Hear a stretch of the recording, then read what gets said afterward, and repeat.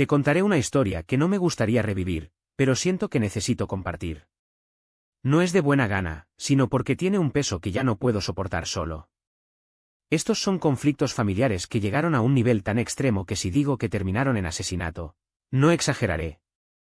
Desafortunadamente, esto sucedió dentro de mi propia familia. Crecí en medio de estas peleas, sin entender lo que estaba sucediendo, hasta que, con el tiempo, entendí el origen de todo. Todo comenzó con la boda de un tío mío. Se casó con una mujer llamada Nabila, que vino a vivir con nosotros en la casa familiar. No puedo explicar por qué, pero fue odiada por todos, adultos, niños, todos la odiaron.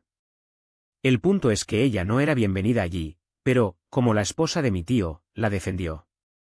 La familia no quería que se quedara, y ella, a su vez, se negó a irse. Fue entonces cuando comenzaron los problemas, agresiones por un lado, agresiones por el otro, hasta que la situación era tan fea que la casa fue destruida en el medio de las peleas. Y en el apogeo de esta guerra doméstica, terminó matando a mi tío. Las versiones de lo que condujo al crimen son contradictorios. Algunos dicen que ella lo amaba y actuó por celos o desesperación. Otros dicen que nunca les gustó y que todo era un plan para mantener su dinero. Preferiría que la historia termine allí. En ese momento, era solo un niño y no entendía lo que estaba sucediendo. Pero desafortunadamente, no ha terminado. Mi padre, conmovido por el dolor de la pérdida de su hermano, mató a Nabila en venganza. Pensamos que, con las decisiones de la justicia, él sentenció a 25 años de prisión y ella, incluso muerta, ya pagó por lo que hizo, los conflictos terminarían. Pero no fue así. La familia se dividió aún más. Parientes, que ya no estaban bien, ahora ni siquiera querían reconocernos. Mi padre trató de ponerse en contacto, pero todos le dieron la espalda. Nos quedamos solos, él y yo. 4 años, me encontré arrojado de lado a lado. Comí en la casa de los vecinos, dormí donde daba, a veces en la calle. No había familia, no había escuela, no había nada que un niño debería tener. Mientras veía a otros niños jugando, riendo, con sus hogares y familias, sobreviví lo que pude. Fueron años como este, hasta que mi padre salió de la prisión y me encontró. No describiré cómo fue la reunión, pero el hecho es que a partir de entonces, solo nos teníamos. La casa familiar había sido vendida y no recibimos nada del dinero. Terminamos en una habitación pequeña, una especie de habitación alquilada, lejos de todo lo que tuvimos. Mi padre trató de reconstruir su vida, trabajó aquí, trabajó allí en edificios, llevando pesas, pero nada funcionó. Pasamos años así, hasta que, después de mucho tiempo, consiguió un trabajo estable. Fue entonces eso, justo antes de que ocurriera un Al Eid, la fiesta del sacrificio, y algo extraño.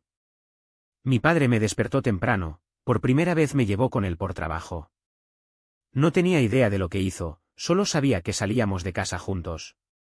Caminamos por las calles llenas de gente, con el estado de ánimo festivo de Eid, hasta que llegamos a un carnicero bien conocido, que corta a los animales en la parte trasera de su tienda.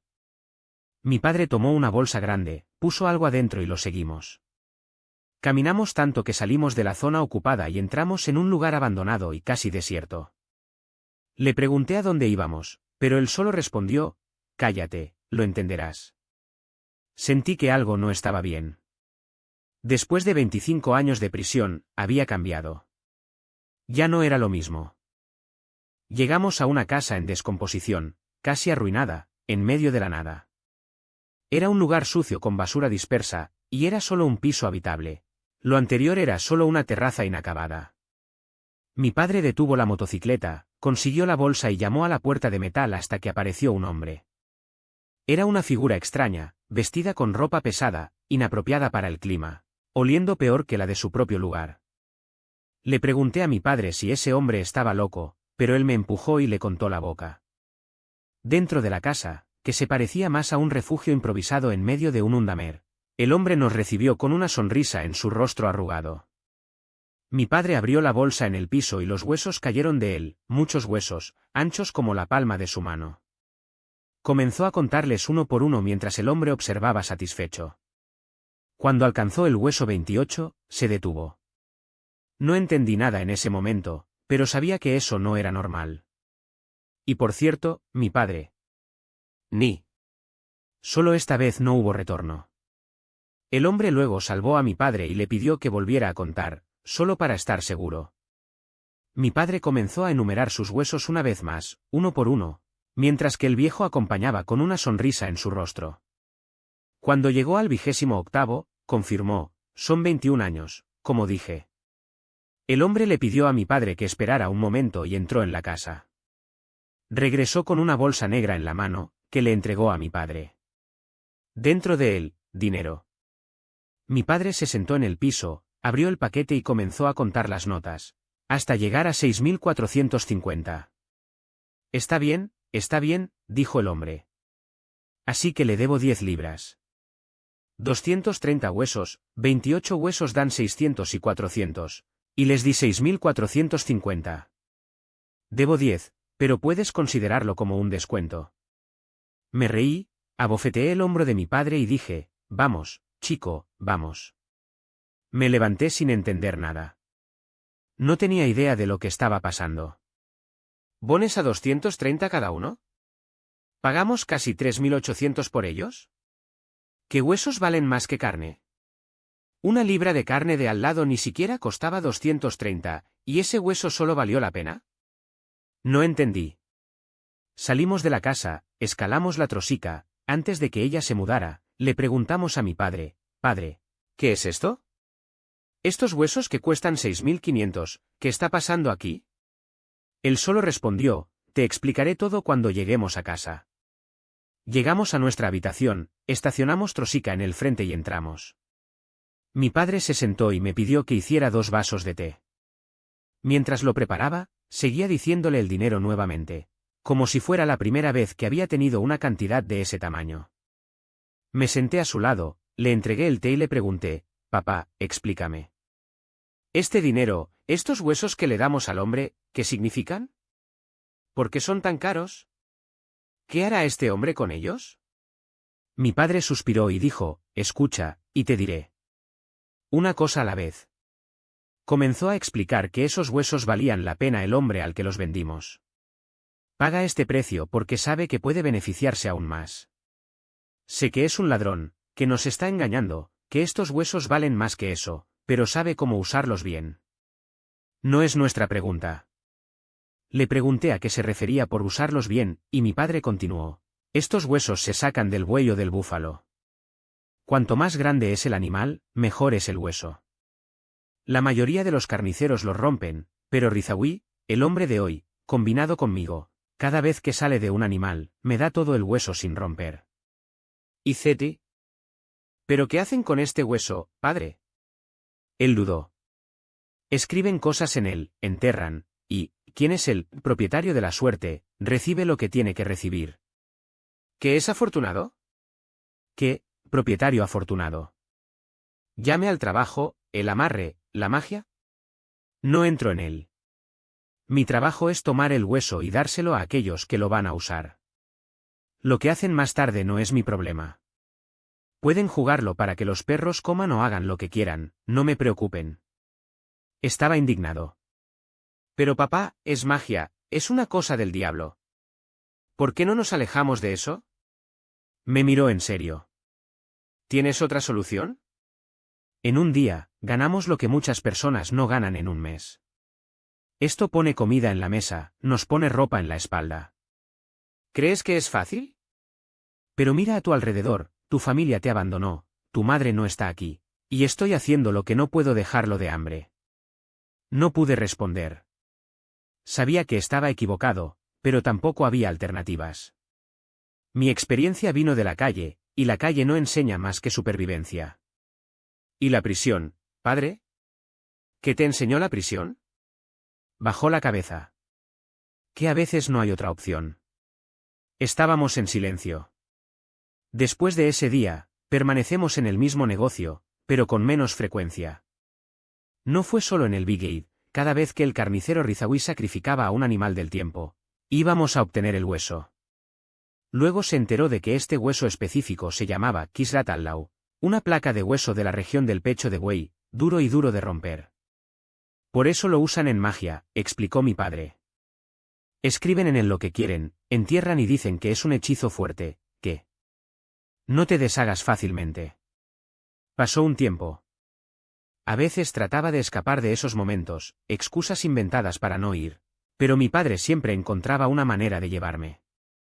Hasta que llegó el siguiente Eid. Esta vez, no había forma de escapar.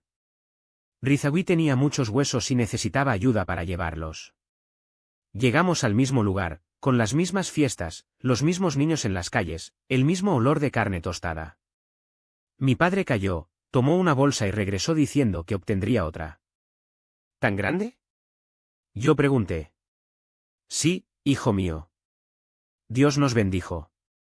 Mientras esperaba, vi a mi padre discutiendo con un hombre mayor con barba blanca y ropa tradicional. ¿Qué pasa en esta bolsa, chico? Abierto aquí, muéstrame. Gritó al hombre. Sal de mi camino, Aj. Deja que pase en paz.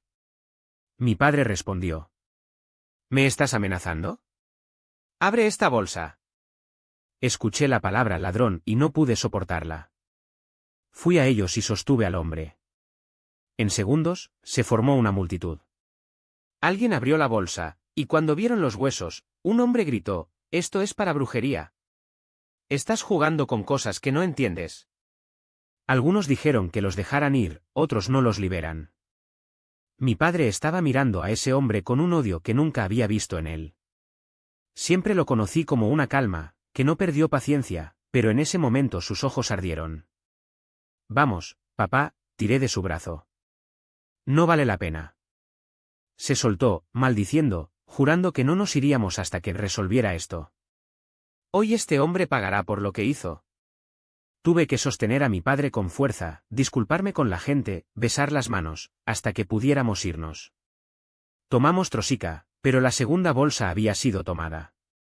Caminamos un poco, y de repente mi padre se frenó de repente. ¿Qué estás haciendo? Grité. Juró, maldijo, dijo que no se iría hasta que golpeó las facturas con ese hombre. Papá, cálmate. Esto ha ido demasiado lejos. Si la cosa empeora, paremos en la estación de policía. Pero no escuchó. Bajó de Trosica y caminó hacia la dirección del carnicero, esta vez en la parte posterior de la parte posterior, no por la entrada donde todo había sucedido. Entró en la multitud, e intenté desesperadamente seguirlo, tirando de él hacia atrás. Traté de retrasarlo, rogando, «Padre, por el amor de Dios, vuelve. Si alguien nos ve aquí de nuevo, estamos perdidos». Pero él no escuchó. Sostuve mi brazo con fuerza, como si fuera el obstáculo, no la razón por la que deberíamos irnos. Hasta que lleguemos al área donde los animales se transe, un piso empapado con sangre, lleno de hombres ocupados con cuchillos y carne. Y allí estaba, el hombre con el que teníamos brevemente, el Aj Sale, distribuyendo piezas de carne a una multitud hambrienta que lo bendijo, le besó las manos y le agradeció. Ni siquiera nos miró. Fue absorbido en su papel de benefactor, como si ese gesto borrara lo que había sucedido antes. El Malim Rizakawi, el carnicero que nos había dado el hueso, estaba cerca, pero permaneció distante. Sabía que si interfiriera, sería acusado de complicidad. Después de todo, si descubrieran que nos había dado el hueso, la multitud se volvería contra él, no contra nosotros. Luego solo observó, hasta que vio a mi padre acercarse. Luego corrió hacia nosotros, tratando de alejarlo, «Vete, Aj, antes de que se convierta en una tragedia». Pero mi padre no escuchó. «No me voy de aquí sin el hueso de ese buey. Ya has causado suficiente problema. ¿Todos terminamos en la cárcel?» Maalim trató de discutir con la lógica, «Piensa en tu cabeza, hombre. Estás hablando con Aj Sale». Pero mi padre estaba más allá de la razón. Y luego, sucedió algo inesperado. Malim Rizakawi entró en el área de matanza con algunos de sus ayudantes. Se acercó al Aj Sale y comenzó a hablar con él, riendo, como si fueran viejos amigos. No puedes saber lo que dijeron solo después de unos minutos. Uno de los niños de la carnicería tomó un cuchillo, cortó un trozo del buey que estaba siendo desollado, quitó la carne que todavía estaba atrapada en el hueso y, con un gesto rápido, lo arrojó hacia Malim. Esto, a su vez, tomó el hueso ensangrentado, lo envolvió en una tela negra y vino corriendo hacia nosotros. Malimbri Zakawi te dice que te vayas, le dijo a mi padre, entregándole el paquete. No necesita problemas. Mi padre, que solo esperó eso, agarró el hueso, y sin decir una palabra, se dirigió a Trosica. No pasó mucho tiempo antes de llegar a la casa del hombre a quien mi padre quería dar una lección, la misma que nos había impedido tomar el hueso. Cepalle. Enseñamos, mi padre descendió con el paquete negro y entró sin golpear. El hombre estaba allí, sorprendido. ¿Qué quieres aquí? Mi padre no perdió el tiempo. Tu trabajo es este aquí, dijo, mostrando el hueso envuelto. Y vine a cargar. El hombre estaba pálido. ¿Estás loco? Ese fue un malentendido. Pero a mi padre no le importaba. Este hueso es del buey que has sacrificado hoy. Y no celebrarás más 6 después de lo que hiciste. El hombre trató de defenderse, estaba haciendo mi trabajo.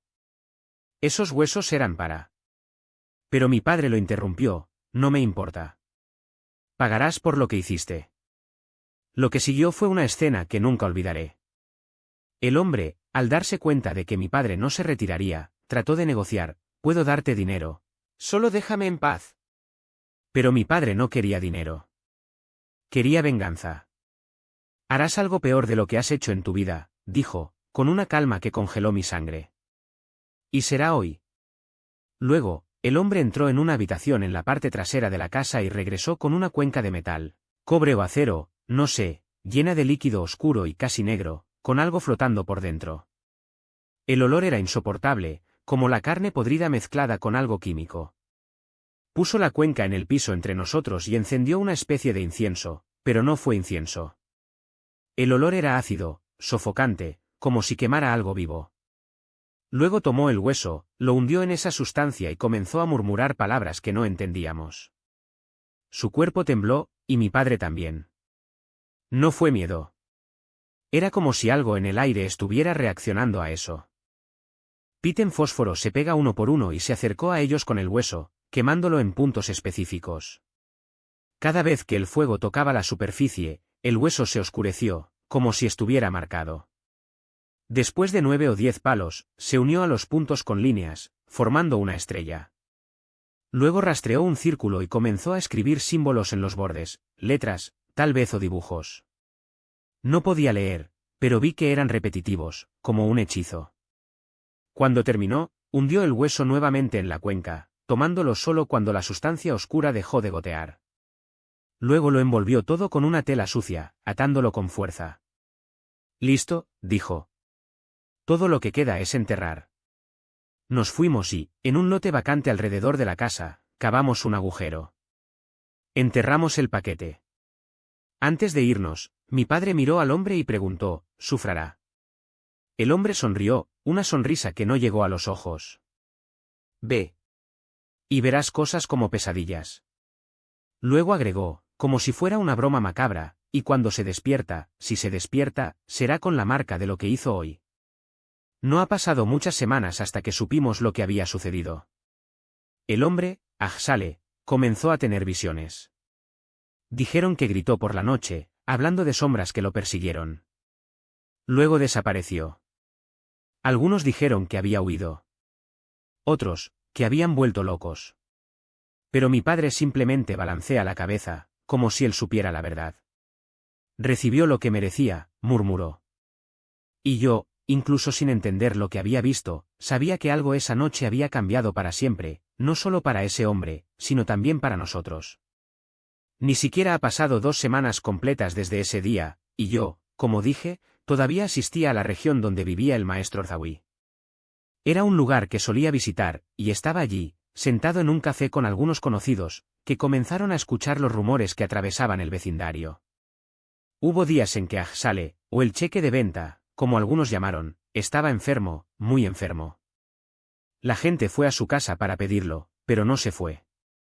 El hombre que nunca se perdió las oraciones en la mezquita, que no dejó una necesidad sin ayuda en las calles o las tiendas, ahora no dejaría sus pies fuera de la casa. Eso es lo que escuché cuando tomé mi café. Pero, ¿qué le había pasado a ese hombre?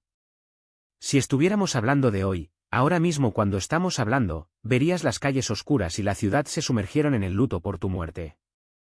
Le pregunté qué había sucedido y me respondí, murió. Enfermo hace unos 10 días, y 2 fueron enterrados. Sus hijos, que Dios tenga piedad de su estado y su estado, le dijeron cosas extrañas sobre la muerte de su padre. Lo aterrador es que antes de morir, la enfermedad parecía haberla consumido por completo. Estaba empezando a alucinarse, a actuar como si ya no fuera. El hombre que una vez intercedió por todos, que buscaban su proximidad a Dios, ahora pidió a sus hijos que rezaran para él. Les pidió que llamaran a las personas que lo conocían que rezaran a su favor, porque él sufría tanto que quería morir antes de que el dolor lo dominara por completo. Si la historia hubiera terminado aquí, podríamos decir, bueno, eso es lo que merecía. Un hombre que vio el infierno antes de morir, y ese era su destino. Pero no terminó ahí. Todas las historias que escuché en esa región sobre ese hombre, el Aj-Sale, no eran muchas, y mi padre fue el que más sufrió, pero de una manera que no era normal. Por la noche se despertó de repente, como si hubiera sido picado por una serpiente. Salté de la cama como una locura, gritando, «Afídate de mí. Llévame de ellos. Quieren matarme, quieren chuparme la sangre». E hizo algo aún más extraño, rayó su propio cuerpo hasta que sangra. Cuando intenté detenerlo, él no respondió. Lo llevé al médico, quien lo examinó y no encontré la enfermedad de la piel nada, sin heridas. No veo que la sarna justifique eso, dijo el médico. Tu padre tiene un problema psicológico.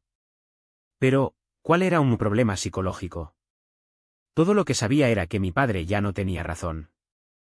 Hasta que, una noche, mientras estaba sentado a su lado, tratando de aliviar su sufrimiento, debatió en la cama y solo pudo murmurar una palabra, «Sale». «Sale», me dominó. Esa noche entendí lo que quería. «Deténgalo, papá. Vamos a alejarnos de esta manera». Yo dije. Pero todo lo que me pidió fue que buscara a ese hombre, el charlatán a quien habíamos tomado el hueso, porque solo él tenía la solución. Pasé horas tratando de convencerlo. ¿Qué solución, padre? No hay otra salida. Fue él quien nos arrastró a esta desgracia. Al final, solo para calmarlo, fui a la casa de ese hombre. Me miró y dijo, la solución a tu padre es hacer un ritual de exorcismo. Necesitamos expulsar lo que hay dentro de él. Estas supersticiones no avanzarán nada. Si estás engañando a mi padre, no me engañarás. Pero él solo sonrió y dijo, como quieras. Pero si no hacemos azar, tu padre morirá, y será tuyo, Radba. Quédate con él hasta el final, entonces. Y eso es lo que pasó. Después de eso en lugar de un enfermo, tuvimos 2. El propio charlatán no se resistió. Poco después, el hombre que una vez parecía correr contra algo invisible ahora era amarillento, con sus extremidades retorcidas, rascando su propio cuerpo como si estuviera desgarrado por dentro. Llegó a su casa y murió. Cuando descubrieron que era un impostor y encontraron los objetos que usaba en sus rituales, toda la región se movilizó. Se realizó una gran búsqueda en el área abandonada donde vivía, y tomó desde allí una innumerable cantidad de huesos y objetos malditos. Entre las personas que participaron en la búsqueda estaban los hijos de Aj-Sale, el hombre por cuyo hueso mi padre había hecho ese trabajo.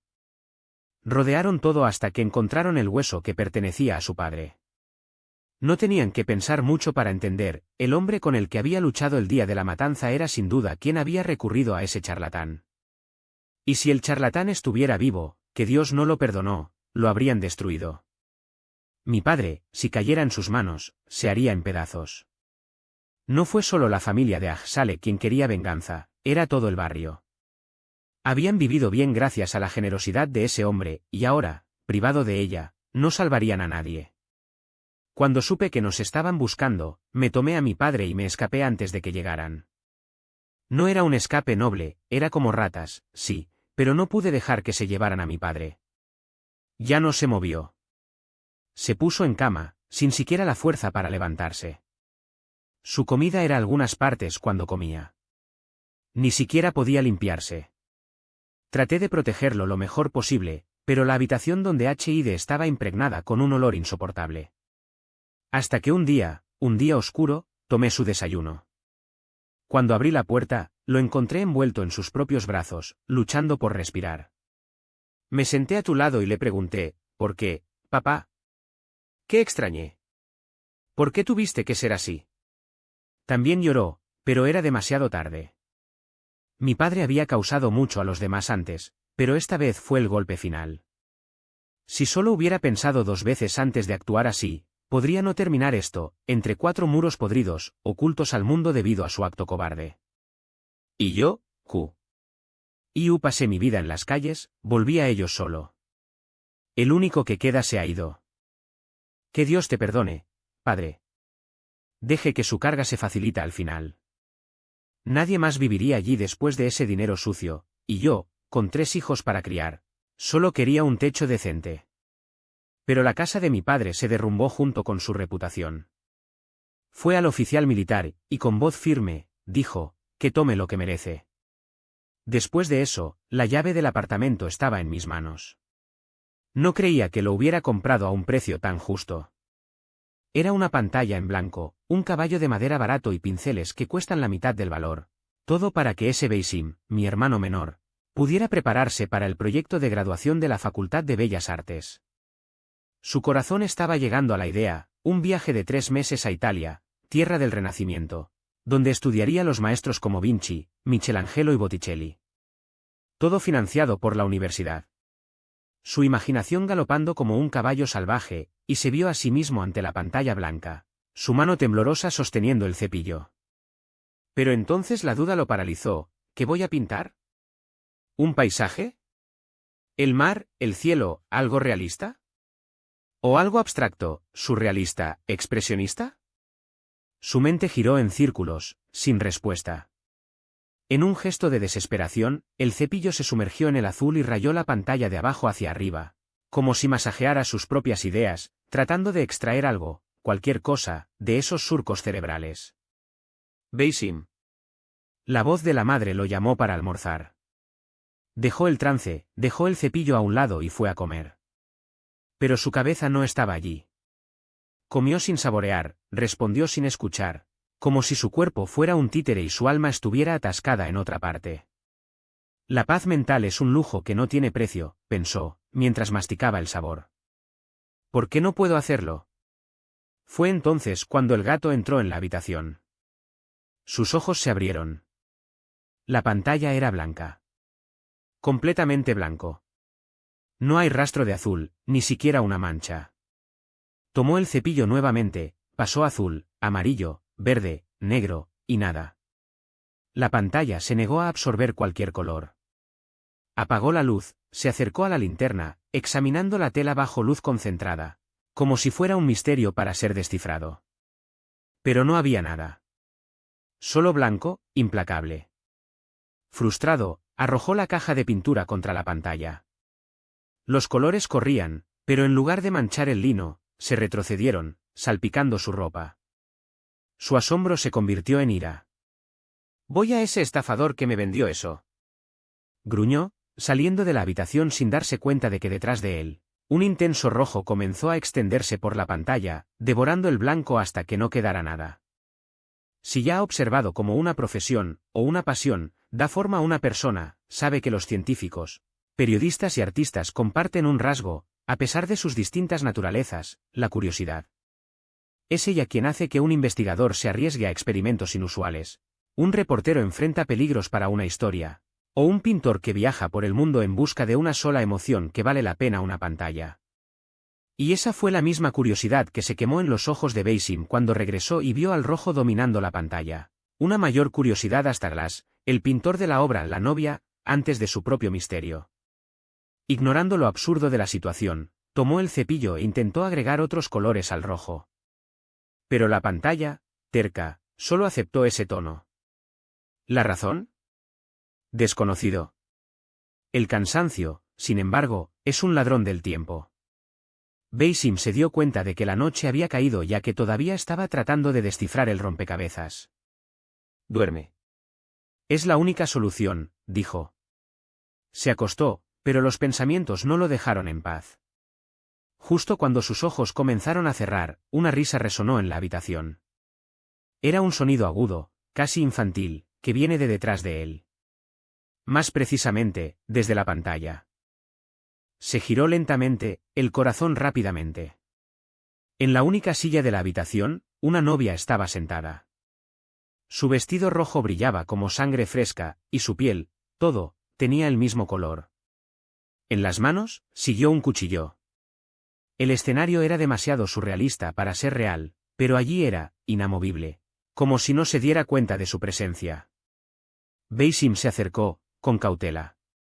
De repente, la novia levantó su rostro. A pesar del tono sobrenatural, sus rasgos eran de una belleza inquietante. Una voz ronca, como si viniera del fondo de un pozo, resonó en su mente, no en sus oídos, sino dentro de él. Sentarse. Sus ojos viajaron por la habitación, como si buscaran un lugar. No había otra silla. La voz repitió, ahora vi. Da de la feria. Sentarse. Obedeció, arrodillado en el piso frío.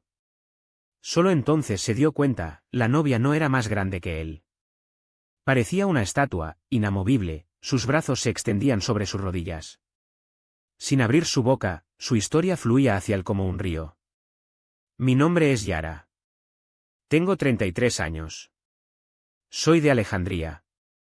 Huérfano de padre desde los 2 meses. ¿Mi familia? Mi madre y 2 hermanos mayores, casados. No eran el problema. El problema era yo. Durante 33 años, esperé a alguien que me da la seguridad que solo un padre puede ofrecer. Cuando apareció Farrell, pensé que encontré. Era bueno, atento y no necesitaba nada de nosotros. Pero había un detalle, su trabajo estaba en otra provincia.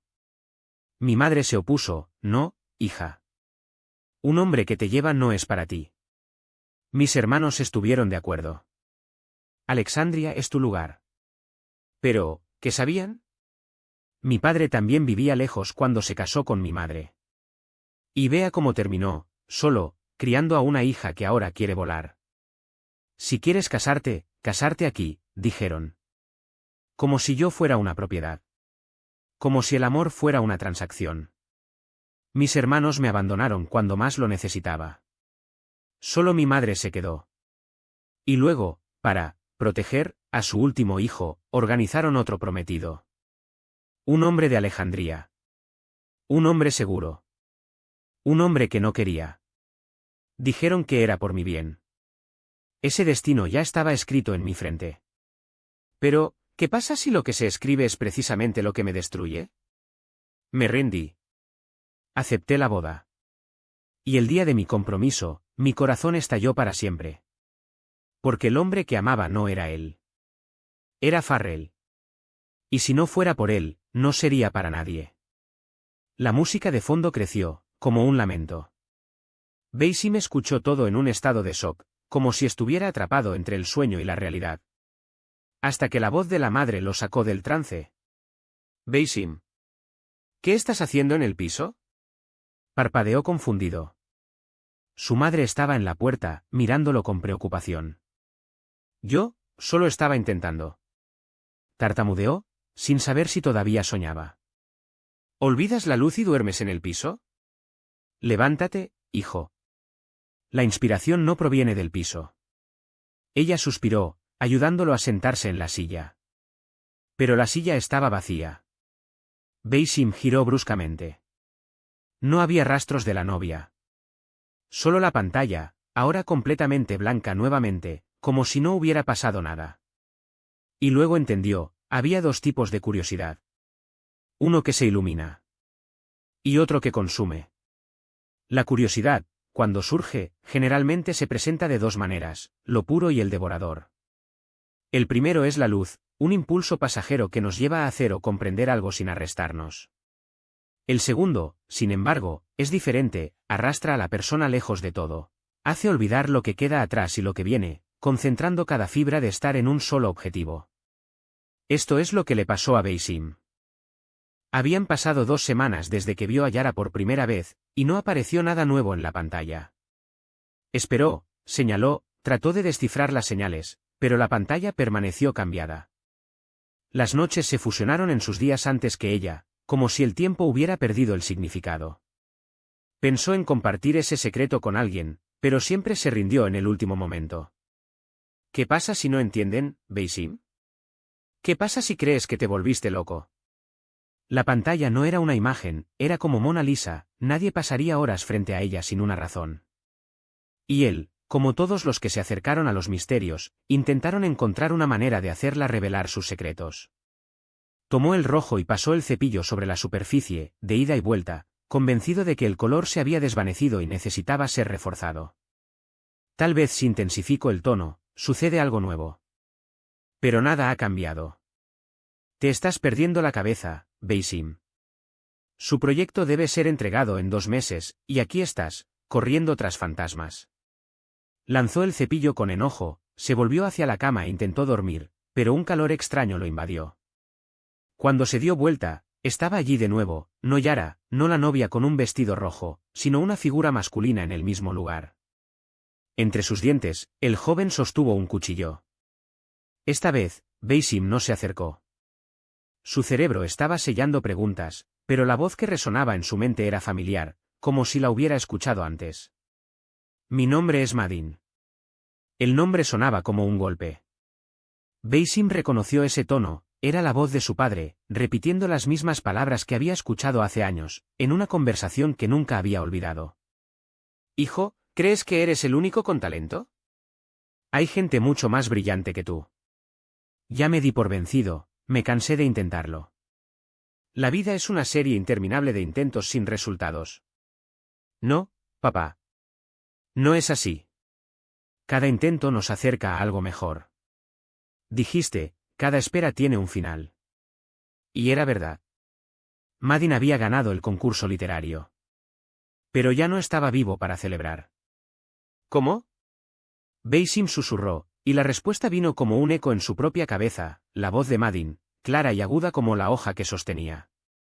Fui uno de los muchos que mueren en las carreteras, víctimas de neumáticos calvos. Un escritor que nunca fue leído. Basim trató de procesar esas palabras, pero otra pregunta lo consumió. ¿Y qué tienes que ver con Alexandria?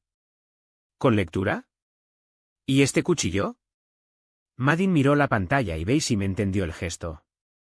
Al igual que Yara, señaló algo más allá de sí mismos.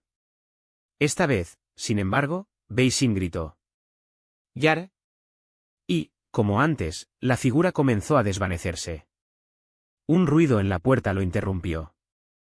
Su madre se apresuró, alarmada con el tono de voz de su hijo. Basim, ¿con quién estás hablando? ¿Estás al teléfono? Se volvió sin respuesta. No había teléfono, no había Madin, solo el vacío y la pregunta de la madre, que se convirtió en preocupación para verlo tan alterado. Hijo, ¿qué te está pasando? 2 semanas y no comes bien, no duermas bien. Basim la interrumpió, con entusiasmo forzado. Tengo hambre, madre. Muy hambre. Haga ese almuerzo que solo usted sabe cómo hacer, por favor. Mientras tanto, me voy a dar una ducha. Ella sonrió, aliviada, sin notar el brillo en los ojos de su hijo, un brillo hambriento, pero de una obsesión crecida. Cuando el agua atropelló, Basim pensó solo en la pantalla. Esta vez lo descubriré. Necesito más pintura roja. El valor que le pidió a su madre que comprara materiales fue 5 veces mayor de lo habitual. El propietario de la tienda de arte, su proveedor habitual, estaba abierta cuando Basim tomó casi todo el stock de rojo disponible. Proyecto de graduación, dijo, sin condena. De vuelta en el dormitorio, abrió las latas y hundió la pantalla en el rojo, como si quisiera ahogarla en color. Ahora estoy listo para lo que venga. Por primera vez en semanas, se acostó y durmió profundamente. Pero el sueño no duró. Un sonido rítmico lo despertó a la luz, casi imperceptible pero lo suficiente como para que se levantara. Frente a la pantalla, una mujer entró en la habitación. En sus brazos, llevaba a un niño pequeño que dormía contra su hombro.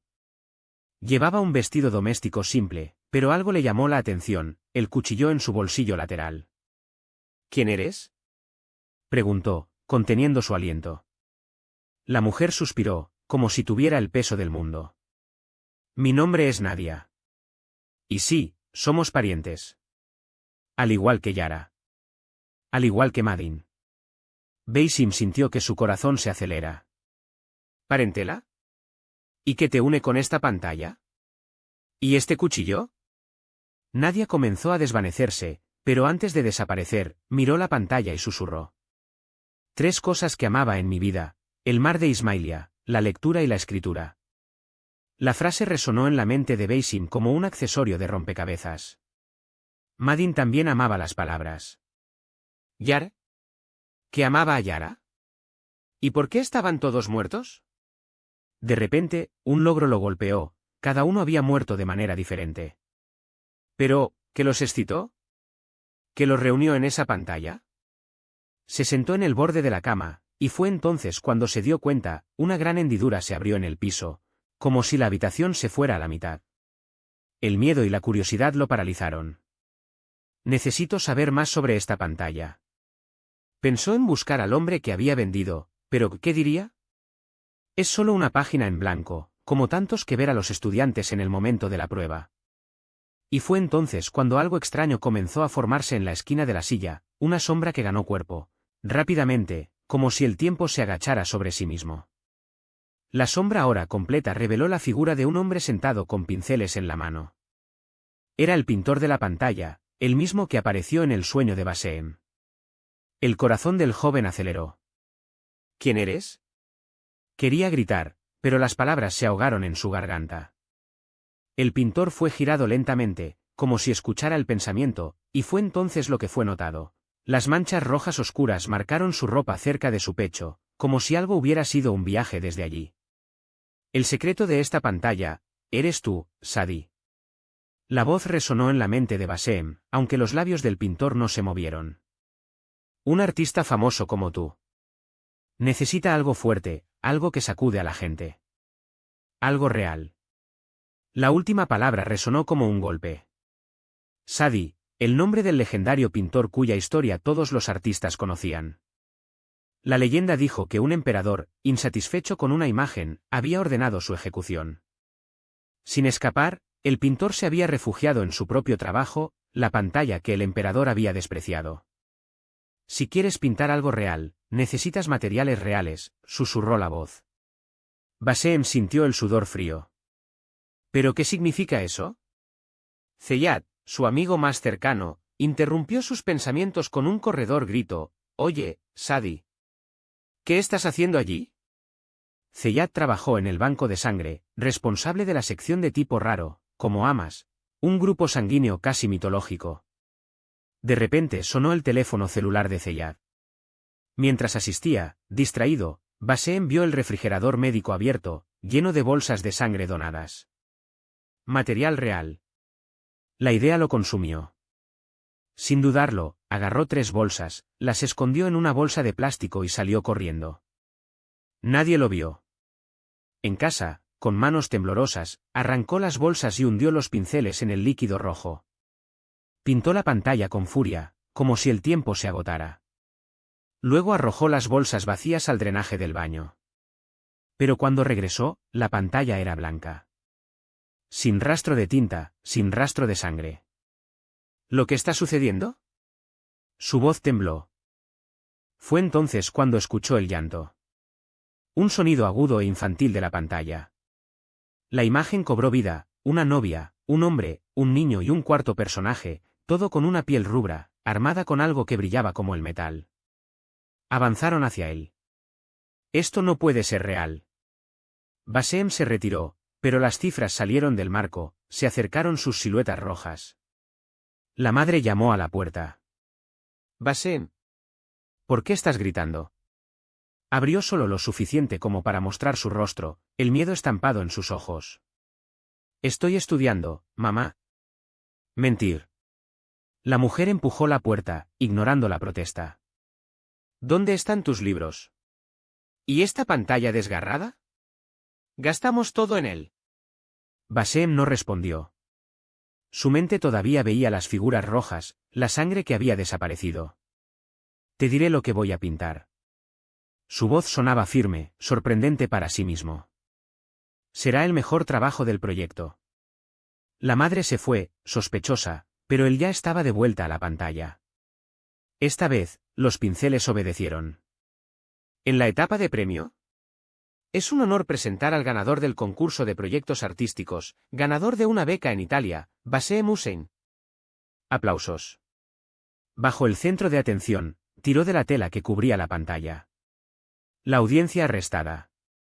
4 figuras, una novia, un hombre, un niño y un cuarto personaje, todo con piel escarlata, armada, avanzando sobre un hombre pálido que sostiene un lienzo en blanco. Llamo a este trabajo de Los 4 cirujanos, explicó. Se ven diferentes, pero comparten un secreto, la misma familia rara. Su voz falló. Recordó cómo había comenzado todo, el nuevo apartamento, la muerte de su suegro, el esposo que se había aislado en la oficina. Cambió las cerraduras, no me dejaba entrar. Dije que trabajaba, pero sentí, había alguien más. Hasta que un día, su esposo murió en un accidente. Pensé que había pasado lo peor. Hasta que encontré tus cuadernos. La pantalla en el escenario parecía estar pulsada. Bassem miró a su madre, que lloró en la primera fila. Todo lo que pintamos, es real para alguien. Para los hombres que vinieron a darme la comisión, se repetiría la misma escena, la cinta negra en la puerta, el luto que parecía no tener fin. Pero esta vez, la estela no sería para mi padre, en la ley. Sería de otra persona en otro lugar, un lugar que ni siquiera sabía que existía. Nunca habíamos abierto esa puerta. Ese apartamento al lado del nuestro, vacío desde que nos mudamos, era como si no fueran parte de nuestras vidas. Mi esposo, Maab, ni siquiera mantuvo la llave con él. Yo mismo había olvidado cómo era el pomo de la puerta, el sonido que haría al girar. Hasta que, esa noche, vino un ruido sordo de allí. No era ningún ruido, eran ritmos fuertes, como si algo, o alguien, intentara irse. El miedo nos paralizó. Todos nosotros, reunidos en la habitación, intercambiamos miradas asustadas. Alguien susurró que podría ser un ladrón, otro dijo que era el viento. Pero lo sabía. Sentí. Eso no era natural. Retrocedí todas las suras que decoraba, como si las palabras pudieran protegernos de lo que estaba detrás de esa puerta. Así que tomé las llaves de Maab, lo mismo que la policía me había entregado después del accidente, incluido una que nunca había visto antes. Una clave que, según mí, el esposo pertenecía a ese apartamento. ¿Por qué la llevó si nunca lo abríamos? ¿Por qué no la dejaste en casa, como cualquier otra llave inútil? Mis manos temblaron cuando lo inserté en la cerradura. Cada paso que tomé fue como si hubiera pisado brasas. Si tan solo no hubiera abierto esa puerta, si al menos no lo hubiera visto. El aire huyó de mis pulmones. Me retiré, me topé, no puedo gritar. Porque él estaba allí. Mi esposo. O algo que se parecía a él. Pero no lo fue. No podría ser. ¿Dónde está la luz? Su voz era áspera, ronca, como si hubiera tragado arena. ¿Dónde está el día? Lo dejé en morgue hace unas horas. Su rostro era de Maab, pero se deformaba. La mitad de la cara se quemó, la piel se estiró sobre los huesos como se derritió y se seca. El cuerpo, una vez robusto, ahora era solo un esqueleto cubierto por una delgada capa de piel. Mis rodillas se han debilitado. Me caí. Cuando me desperté, estaba en el hospital con un médico a mi lado. Pensé que todo era una pesadilla. Pero las pesadillas terminan. No eso. El hombre que vi no era una alucinación. Fue real. Un ser de carne y hueso, tan real como yo. Nadie conocía su historia. Nadie podía explicar por qué se parecía tanto a Maab. Mi madre me dijo más tarde que su estado era devastador, físico y mental. Había sido transferido al hospital, y ahora estaba allí, en algún lugar entre la vida y el recuerdo de un hombre que ya no existía. No sé por qué insistió en verlo. Quizás era la necesidad de entender. O tal vez era el temor de que si no enfrentara esa verdad, me consumiría dentro. Mi madre trató de detenerme. Al menos hoy, deje que el duelo siga su curso. Mañana, si todavía quieres, lo harás. Pero necesitaba ir. Cada paso hacia esa habitación fue como caminar sobre cropas. Mi hermano me animó a entrar. Y cuando lo hice, lo vi. Estaba acostado en la cama, todavía. A su lado, Un hombre de policía, me preguntaba, me miró con cautela. Luego el hombre en la cama abrió los ojos. Sonrió. Y dijo: «Vamos, Magda». Su voz era débil pero inconfundible. Era la voz de Maab, pero más severa, como si hubiera envejecido décadas en unos días. Acercarse. Estaba paralizado. Esas eran las características de mi esposo, pero sin una sola cicatriz. Era como si alguien hubiera copiado su rostro y lo hubiera pegado a otro cuerpo. ¿Cómo supo mi nombre? ¿Cómo tenía sentido algo ese escenario? Mis rodillas fallaron de nuevo. Me senté en la primera silla que encontré, incapaz de quitarle los ojos de él. Él continuó: «No tengas miedo. No soy Maab. Soy Mran. Tu hermano Bin-La». El hermano gemelo nunca supo que existía. Y luego, como si se abriera una cortina, comenzó a revelar el secreto que había sido enterrado durante años. Un secreto que ahora, finalmente, salió a la luz. Desde que comencé a crecer, nunca supe si me odiaba o me amaba. De hecho, ni siquiera estaba seguro de si sentía algo para mí. Estaba tratando con una cortesía lejana, como si fuera un extraño entre las paredes, un extraño que, irónico, había condenado ese aislamiento mismo. Siempre me he visto como un criminal en sus ojos, aunque nunca me dije claramente. Esta duda me consumió, porque mi hermano gemelo Maab podría vivir una vida normal, rodeada de afecto y rutinas comunes, mientras que estaba condenado a una existencia que ni siquiera se atrevería a experimentar. Mi padre solía mostrarme fotografías de él, como si quisiera recordar lo que podría haber sido. ¿Qué pasa si el fuego no me había desfigurado ese día? Esta pregunta me persiguió. Pero el fuego no solo me había marcado la cara, me había quemado mi alma. Con el tiempo, incluso dejé de soñar con la libertad. El miedo a ser visto, y ver a otros, se ha convertido en mi prisión más profunda. Para el mundo, no era humano. Era un demonio disfrazado de persona, privado incluso el derecho a respirar el mismo aire que ellos. Hasta que llegó el día en que todo cambió. Me desperté en un lugar desconocido. No era una pesadilla, sino una habitación ordinaria, con paredes pintadas en el color que siempre me gustó, una cama suave y una ventana con cortinas ligeras. Debería sentirme aliviado, pensé. Sin embargo, lo desconocido me paralizó. Era como si hubiera sido arrancado del único refugio que conocía, mi célula de 25 años, y arrojado a un vacío sin explicación. Mi cuerpo temblaba. Empecé a gritar, llamando a la puerta con las manos, llamando a mi padre, hasta que mifó. Los enamoramientos se estaban agotando y cayeron al suelo. El miedo a lo desconocido siempre ha sido mi mayor tortura. La mente, traidora, imagina los peores escenarios y los presenta como verdades absolutas. Luego, cuando la puerta finalmente se abrió, fue mi padre quien apareció, con una jeringa en la mano. Después de ese cepillo, caí en un sueño profundo. Cuando me desperté, él estaba a mi lado. Luego se enteró de que después del matrimonio de Maab y el nacimiento de sus hijos, mi padre había comprado un nuevo hogar, un lugar donde, después de años de dudarlo, decidió que podía vivir. No como prisionero, pero casi. Me permitieron circular por la casa, pero siempre bajo supervisión. Fuera de ese tiempo, volvería a mi escondite secreto, conocido solo por los dos. Y, por supuesto, debes esconderte cuando alguien venga a visitar, me recordó. Pero antes de que algo cambiara, mi padre impuso una condición extraña, que me enfrenté a mí mismo. Sacó un gran espejo y lo puso delante de mí. «Mira», dijo. Era la primera vez en 25 años que alguien se encontraba con mi solicitud diaria, agotada. Había dejado de preguntarlo. Sabía que mi cuerpo estaba desfigurado. Lo vi todos los días. Pero verlo fue algo más. Mis manos temblaron mientras sostenía el espejo. Respiré hondo y cuando finalmente miré, me encontré con una pesadilla de carne y hueso.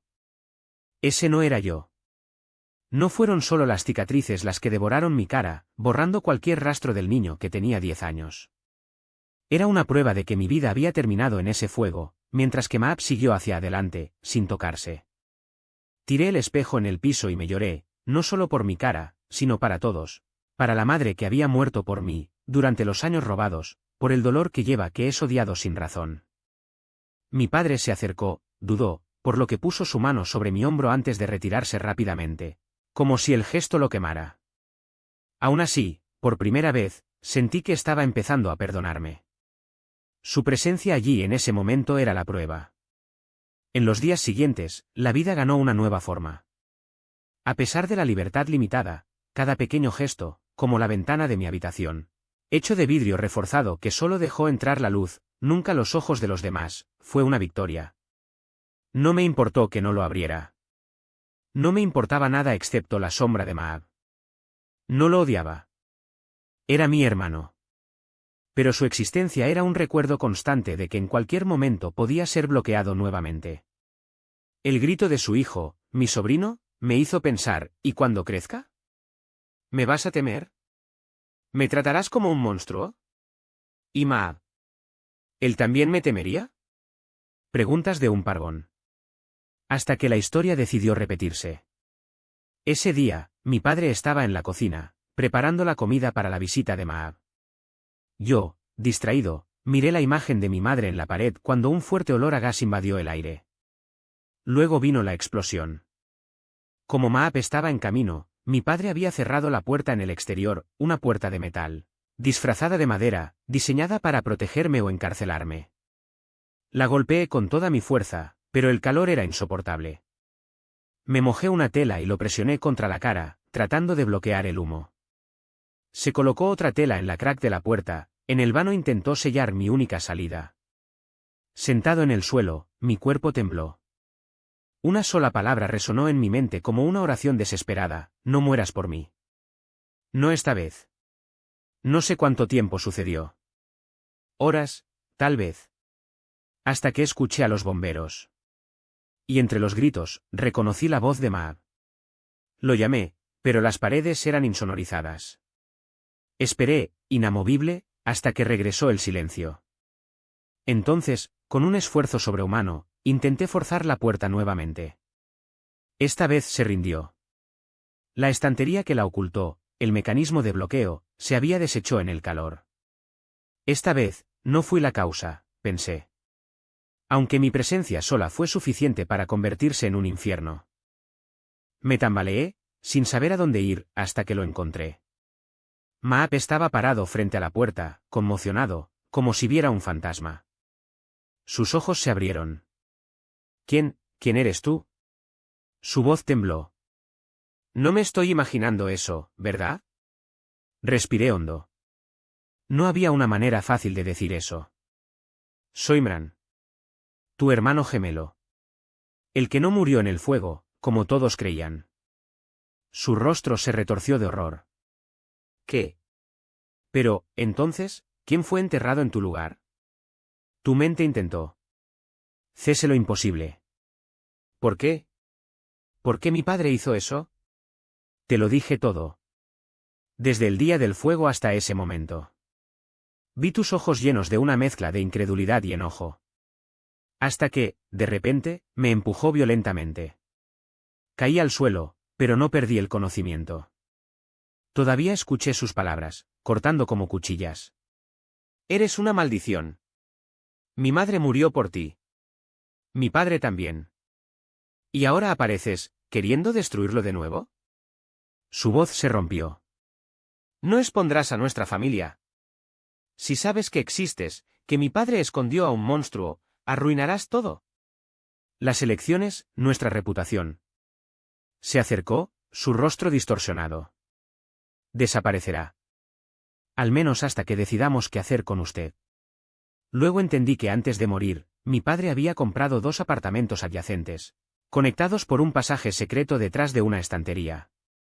Maab había replicado el sistema. Y fue allí donde me desperté más tarde, drogado, en una cama similar a mi antigua prisión, solo esta vez sin cadenas.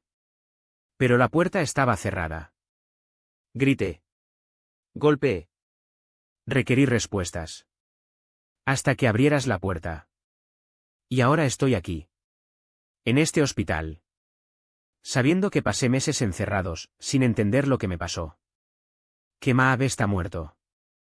Que la historia del accidente de nuestros padres era conocido pero nunca discutido. Que tenía un hermano gemelo, pero nadie, ni siquiera yo mismo, me atrevo a hablar de eso. Hasta que veas a Mran. Y ahora, no sé qué responder. No sé si creo. Mi cerebro se niega a aceptar que Maab me encarceló. Que mi propio hermano me tratara como un secreto sucio, una amenaza de estar oculto. Yo estaba en silencio. Porque algunas verdades son demasiado pesadas para ser cargadas. Y otros, simplemente no tienen perdón. El oficial Jai vino detrás de mí y me pidió que fuera al apartamento para hacer una experiencia. Fui, insistí en estar presente, y tan pronto como entré, entendí todo. Mran no había mentido. La habitación que describió existía, al igual que las habitaciones de hospital, con su equipo frío y esterilizado. En una esquina, documentos, investigación, muestras de sangre, hierbas que nadie sabía cómo descifrar. Y, peor que nada, la puerta. Esa puerta que condujo a mi apartamento, que había mantenido escondido durante meses, como un idiota, ni siquiera sospechaba que su existencia. Di espacio para que el oficial trabajara y volví a casa. Abracé a mi hijo, volví la foto de Maab que siempre dejaba a mi lado. Casado. Un monstruo que encarceló a su propio hermano para no perder elecciones. Pero esa ni siquiera fue la parte cruel en la historia. Después de los exámenes realizados en Mran, descubrimos la verdadera cara del horror. Detrás de la fachada del doctor respetable, su padre no se había contentado con solo localizarlo. Lo había convertido en un conejillo de Indias. Sabía que Mran nació con una enfermedad degenerativa sin curación, pero eso no justificó nada. Nadie en su sano juicio aceptaría tal cosa. Lo que más me atormentó fue mi hijo, inocente, solo 10 años. ¿Cómo entendería cuando creció, que su padre pudo algo tan inhumano? Mran, al menos, tuvo un final menos amargo. Había obtenido documentos oficiales con su nombre, su derecho a la herencia de su padre. No solo eso, viajó, se sometió a una cirugía plástica, mejoró su apariencia, a pesar de que nunca se convirtió en antes. Obtuvieron certificados de educación especial, adaptados a su condición. ¿El más extraño? Eligió vivir en el mismo departamento donde fue encarcelado. Después de las renovaciones, por supuesto. La puerta que conectaba a ambos lados estaba sellada con ladrillos, y todo en su vida parecía calmarse. Tanto es así que se hizo cargo de la administración del hospital y convirtió esa sala de pesadilla en una pequeña ala especializada en tratamiento gratuito de quemaduras para aquellos que no tenían recursos. Donó las antiguas propiedades familiares, incluida la casa donde murieron su madre y su padre, y usó el dinero para apoyar el proyecto. Fue como tratar de borrar el pasado con actos de redención. Pero nada borra lo que vivió. Niño, vio a su madre morir ante sus ojos. Adulto, vio morir al padre. Entre uno y el otro, años encerrados en esa habitación, solo. Cuando el mundo finalmente le dio una segunda oportunidad, era su propio hermano gemelo, con el que había soñado tanto, quien lo secuestró, lo encarceló nuevamente y lo sometió a los peores experimentos de su padre. Incluso lo indujo a un coma para hacer lo que quería sin llamar la atención. Ni siquiera se permitieron sus intentos de escape. Con el tiempo, sentí un culpable de él, aunque nunca había sido parte de eso. Aún así, traté de compensarlo, mostrándole el hijo de su hermano, que en realidad se convirtió en un padre más para Mran que el propio Maab.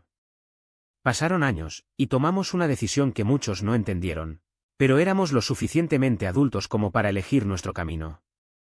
Especialmente después de que mi hijo me llamó papá y vi en el que el padre Mran merecía, y él, en mí, la esposa que nunca tuvo. Escribimos nuestro propio fin. Decidimos reabrir la puerta entre los apartamentos. Y por un tiempo, viví los días más felices de mi vida a su lado. Hoy, mi hijo cumplió 10 años. Celebramos, le dimos un hermoso regalo, nos acostamos, pero cuando me desperté, él no estaba en la habitación. Ni Mran. ¿A dónde habrían ido tan temprano? Llamé repetidamente, su teléfono celular estaba apagado. Mi corazón se apretó, sintiendo algo terrible. ¿Qué podría haber pasado entre una noche y otra? Llamé a todos los que conocíamos, al hospital, podrían haber llevado a mi hijo a los exámenes. Nadie los vio. Ni siquiera el portero. Pasé un día entero con ellos desaparecidos, al borde de la locura. Al día siguiente fui a la policía, pero no había rastros. El auto ni siquiera había salido del garaje, Mran ni siquiera sabía cómo conducir, siempre tenía un conductor. 2 días. 3. Sin sendero. Era como si se hubieran disuelto en el aire. Consumí llorando hasta que se secan. Los días se convirtieron en una semana, y solo una idea me abrumó, una que rogé para estar equivocado. No podría ser capaz. No después de todo lo que había sufrido. No después de ser tan herido por los que más me encantaron. Pero, ¿y si fuera cierto? ¿Qué pasaría si, desde que nos casamos hasta el día en que desaparecieron, él tenía pesadillas todas las noches, despertando con un cuerpo tremendo? ¿Sería posible para todo ese hombre que se encontró escondiendo a un monstruo sediento de venganza? ¿Contra mí? ¿Contra mi hijo? ¿Por qué? ¿Cuál fue nuestra culpa? Mi hijo acababa de cumplir 10, la misma edad que todo comenzó para él. ¿Sería una coincidencia? ¿O algo mucho peor? No tenía idea de dónde Mran podía esconder a mi hijo. Su padre, un panadero, era un extraño para el mundo. Si no fuera por el fuego, habría pasado toda una vida en esa habitación, borrado. Ahora estaba al borde de la locura. No sabía qué hacer. Solo podía rezar, porque solo Dios podía devolver a mi hijo. No quería nada más allá de eso. Pasó una semana. Mi salud colapsó. Salir de la cama fue un esfuerzo sobrehumano, más emocional que físico. Si mi hijo no volviera, no podría continuar. Después de una larga batalla interna, me arrastré a la cama como todas las noches. Estaba acostado, mirando el techo, mis ojos se negaron a cerrar. La imagen de mi hijo no me dejó. Hasta que escuché un ruido. Alguien abrió la puerta del apartamento. Me puse asustado que mi madre ya no estaba aquí, y después de casarme nuevamente, ya no tenía la llave. Tomé el candelabro, listo para defenderme de un ladrón, pero, no era un ladrón. El candelabro cayó de mis manos cuando vi su rostro. Cuando me llamó, sintiendo mi presencia. Era Mran. Y estaba con mi hijo. Corrí hacia ellos, abrazando a mi hijo con una fuerza que parecía traer de vuelta mi alma. Luego le pedí a Mran que viniera a cambiar de ropa. Fui a la oficina con él, y lo primero que hice fue no haber palabras. Lo golpeé con el peso que tenía, pero él permaneció inmóvil, ni siquiera cuando lo intenté nuevamente. Así que caí al piso, llorando toda la desesperación de esa semana. Intentó consolarme. Me negué. Me levanté, me senté en la silla y lo dejé hablar. Quizás sus palabras apagarían el fuego que ardía dentro de mí. Lo siento mucho. Me equivoqué. Te tomé por mi culpa. Me torturaron, me humillaron, y me vengé de uno, pero el otro murió antes de que pudiera hacerle pagar. Mi matrimonio contigo fue parte del plan. Cuando su hijo tenía 10 años, lo ocultaba, justo cuando mi padre me escondía. Alquilé un apartamento en otra ciudad. Al principio, lo trencé en una habitación, pero no pude soportar verlo allí por un día. Lo sacé, dije que era un juego. Y él, por amarme, creía. No intenté escapar. Estas 2 semanas fueron una guerra entre el bien y el mal dentro de mí. Entre el amor y la venganza. Creo que el resultado es claro. No podría ser tan cruel como ellos. No pude vengarme de los únicos que me hicieron sentir que es la familia, él. Que es seguridad. Tal vez al principio mis intenciones eran malas, pero con el tiempo, te amaba demasiado. Así que tengo un secreto que necesito confesar. Y tienes todo el derecho de, después de eso, hacer lo que quieras, divorciarme o incluso denunciarme. Si haces eso, iré al arresto de la buena voluntad. No pido nada a cambio, solo perdóname. Pregunté, con una voz temblorosa. ¿Qué secreto? Miró hacia abajo. Hay algo peor que secuestrar a su hijo. Fue entonces cuando mi hijo, desde el corredor, lo completó para él. Te llamó papá incluso llamándome mamá. Eras todo para él. Y lo usó de la peor manera posible. Mran se tragó con fuerza. El incendio que mató a mi padre no fue un accidente. Yo era responsable. Aproveché que estaba fuera de la habitación, abrí el gas, cuando regresó, ya estaba en mi cama, con la puerta cerrada. En el momento en que encendió la luz, todo explotó. Todos los días, vi esta pesadilla, volvería a esa habitación en el hospital, el mismo miedo, el mismo dolor. Pero cuando vi la cara de mi padre, me desperté gritando, «No quiero que me tengas miedo». No hice eso sin razón. Nada sucede sin razón. Cada acción tiene una reacción, y yo, en toda esta historia, no provenía de una reacción. Mi padre, el médico respetable, me encerró para un crimen que no cometí, la muerte de mi madre, cuando era solo un niño. Ni siquiera tenía 10 años. Un niño que no entendía por qué estaba siendo castigado, deformado, herido, rechazado incluso por su propio padre.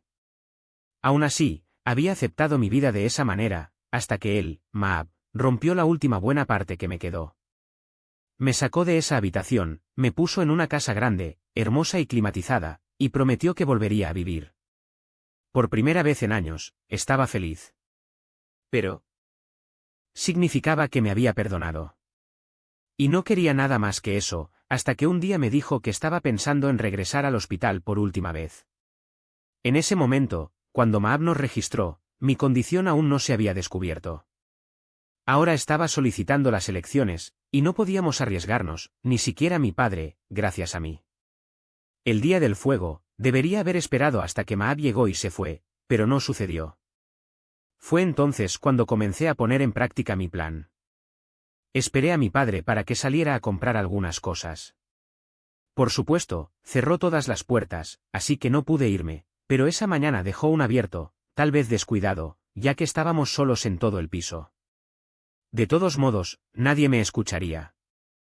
Además, sabía que era imposible para mí escapar. Pero mi intención nunca era escapar. Fui a la cocina, abrí el gas, entré en mi habitación y cerré la puerta. Esperé. Tan pronto como se encendió la luz de la cocina, todo explotó en un momento. Traté de salir a guardarlo, pero ¿sabes cuál es la parte más extraña de esta historia? Nunca había pensado en cómo salir de esa habitación, porque la puerta solo se abrió afuera. La proyectó así para que me mejore, para controlarme, como si no fuera su hija, sino un animal que crió. Con el tiempo, hice todo lo que aprendí a continuar con vida. Me senté dentro de esa habitación hasta que el fuego que encendí abrió la puerta. Era la primera vez en años que vi a Maab. Estaba horrorizado al verme, como si fuera un monstruo, como tú. En ese momento, entendí cuán deformada estaba mi apariencia. No sé por qué imaginé que me abrazaría ahora que tenía un hermano. Pero su reacción fue provocativa. Todo eso le preocupaba que fuera el escándalo, no el hermano. Por eso, dentro de esa habitación, le confesé la última verdad, que no había matado a mi padre. No sé por qué dije eso. Tal vez para lastimarlo, tal vez para hacerle sentir que, a pesar de todo, todavía era más fuerte que él. La verdad, no lo sé. Pero lo que no esperaba fue su reacción, me golpeó en su cabeza, me encerró en la habitación hasta que la casa estuvo ordenada, y luego me llevó allí. Luego me puso en coma, tal como mi padre había hecho conmigo. Y no fue suficiente. También probó medicamentos en mí para aliviar su propio dolor como sufrí. Cuando no me mató en ese momento, pensé que tal vez todavía había un poco de humanidad en el que le impidió matar a su único hermano. Me dejó vivo solo para explorarme. Cuando tu hijo cumplió 10 años, pensé en vengarme y lo llevé conmigo. Pero no pude. Cuando lo miré, vi a Maab, su padre, vi a mi hijo, que había criado y amado. No soy un monstruo. Solo quería vivir la vida que me fue negada, una vida como la suya. Pero Dios es mi testigo, realmente los amaba, no estaba en puesta en escena. Por el bien de ti, estoy dispuesto a entrar en prisión y pasar el resto de mi vida allí. ¿Me crees? Después de todos estos años, no podía acostumbrarme a una vida normal entre las personas. El arresto en el que viví durante años fue dentro de mí, y no hay escapatoria. Me voy ahora. Me sentaré en el borde del techo y te dejaré un nombre y una dirección. Esperaré tu respuesta. Ese día me dejó entre dos incendios, no niego que aquellos que vivieron más allá de los límites humanos lo merecían. Pero también mató a su padre, el hombre que lo oprimió. Sí, nadie en esta historia es inocente. No hay blanco y negro, solo gris. Todos somos diferentes tonos de este color, porque somos humanos, ni ángeles ni demonios. A veces, la parte blanca se mezcla con el negro, o viceversa, y solo nos convertimos en calificaciones grises. Hoy, finalmente, tomé mi decisión. Tomé a mi hijo y fui a un hotel. Antes de irse, le pedí que se despidiera de su padre. Pero cuando mi hijo corrió hacia él y le dijo «Padre», todo cambió. Decidí callarme. No pude dejar que mi hijo viva como huérfano por segunda vez. Fui criado sin un padre y no quiero que lo atraviese. Tal vez lo amo más de lo que su propio padre nunca amó. No creo que haya amado a Maeve, él era el novio correcto, una familia rica, hermosa y exitosa. Pero no estaba contento con él o infeliz. Solo existía. Miran, sin embargo, era diferente. En el exterior, podían verse iguales, pero la diferencia era enorme. Esta historia reveló la verdad de cada una. En ese momento, parecía aliviado con mi decisión, como si finalmente hubiera encontrado la paz. Por primera vez en la vida, lo sentí en tu mirada. Con el tiempo, nos dio todo lo que pudo. No es que a veces no pensara si estaba equivocado, pero cuando vi la felicidad de mi hijo, enterré mis dudas y seguí adelante. Si me preguntaran hoy si soy feliz, diría solo una cosa: nuestra vida es gris, pero en diferentes tonos. Buenas noches. Aquí, nadie debería revelar tu nombre real al otro, pero combinemos. Giras a la derecha y giro hacia la izquierda. ¿Por qué la vida no necesita ser tan oscura? Estoy bien, gracias a Dios, y tú, bueno, no lo eres. Estoy aquí para escucharte. Me gustaría que me dijeras, Abdurrahman Fuad.